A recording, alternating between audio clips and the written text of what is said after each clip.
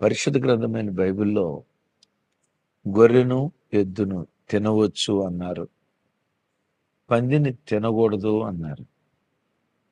పందిని తినకూడదు అంటానికి కారణం ఏంటంటే అది నెమరు వేసే జంతువు కాదు. నెమరు వేసే జంతువు కాదు. ఎద్దుంది వీటి పచ్చికలోకి వెళ్ళి ఉదయం నుండి మధ్యాహ్నం దాకా మేస్తుంది.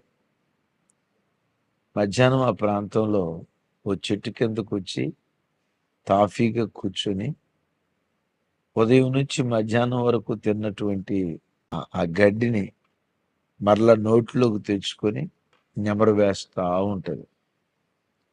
నెమరు వేస్తూ ఉంటుంది.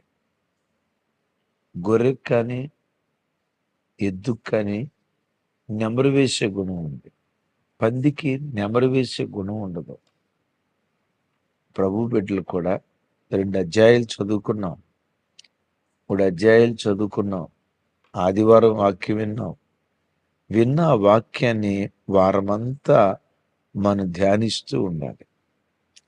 చాలామంది జీవితాల్లో వాక్యం ధ్యానించే అనుభవం లేకపోవటాన్ని బట్టే ఇట్టే మరిచిపోతారు. అమ్మా నేను చర్చికి వెళ్ళారు కదా, అయ్యో వెళ్ళేవండి, వెళ్ళకుండా ఎట్లా, మీ అయ్యగారు ప్రసంగం చేశారా, అయ్య బాబోయ్ అబ్బబ్బబ్బబ్బబ్బబ్బ భలే ప్రసంగం చేశాడు అయ్యగారు. ఏం ప్రసంగం చేశాడమ్మా, ఏవో మరి అని అంటారు.